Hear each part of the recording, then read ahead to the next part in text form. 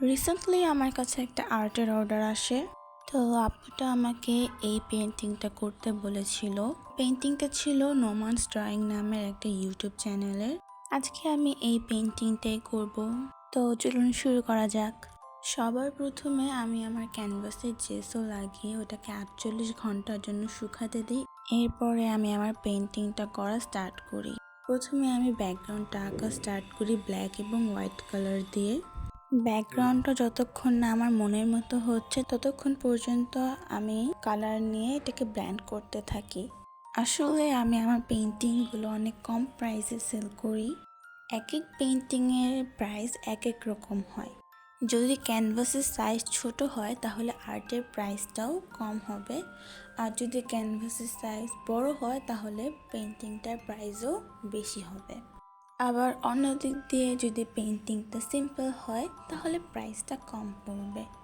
যদি পেন্টিংটা অনেক গর্জিয়াস হয়, রিয়েলিস্টিক এবং কালার অনেক বেশি ইউজ করতে হবে অ্যান্ড এফোর্ট অনেক বেশি দিতে হবে, তাহলে ওই পেন্টিংগুলোর প্রাইস বেশি হবে। যেমন এই পেন্টিংটাই ধরা যাক, এই ক্যানভাসটার সাইজ বেশি বড় না, 10x10, আর এই পেন্টিংটা করতে অনলি 3টা কালার ইউজ করা হয়েছে, ব্ল্যাক, হোয়াইট অ্যান্ড রেড।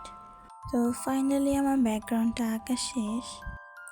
পরে দূরের যে ঘাসগুলো ছিল ওটার জন্য আমি একটা দাগ টেনে নিলাম। তারপর আমি একটা নষ্ট ব্রাশ দিয়ে এলোমেলো করে গাছ আঁকতে শুরু করলাম।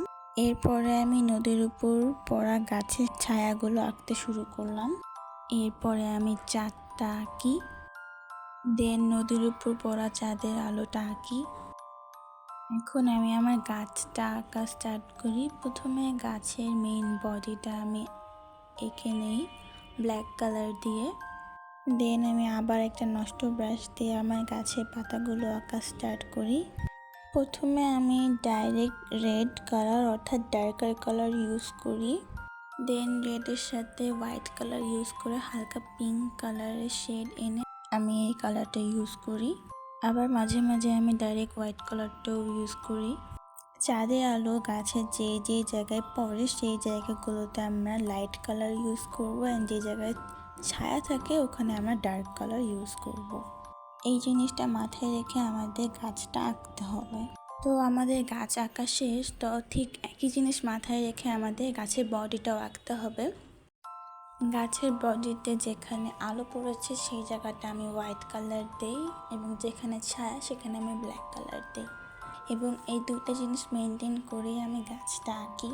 পেন্টিংয়ের মধ্যে যদি আলো ছায়ার ব্যাপারটা মেনটেন করা যায় তাহলে পেন্টিংটা আরও অনেক রিয়েলিস্টিক হয়ে ওঠে। তো আমাদের গাছ আঁকাটাও ডান।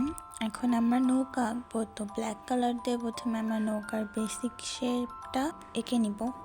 এরপর হোয়াইট কালার দিয়ে নৌকার উপর পড়া চাঁদের আলোটা এঁকে নিব। এখন নৌকা যে দড়িটা দিয়ে বাঁধা সেই দড়িটা আমরা আঁকবো। এরপর নদীর উপর পড়া নৌকার ছায়াটা আঁকবো। তারপর রং নিয়ে চাঁদটাকে আরো উজ্জ্বল এবং গোল করে নিলাম।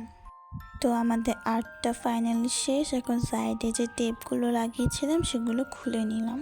তো আর্টটা পুরোপুরি শুকানোর পরে আমি আর্টটা টেকসই করার জন্য ভার্নিশ ইউজ করেছি।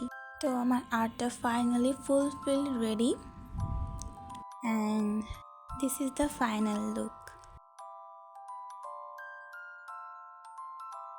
If you like this video, don't forget to subscribe or follow me. Thank you for watching this video. Bye.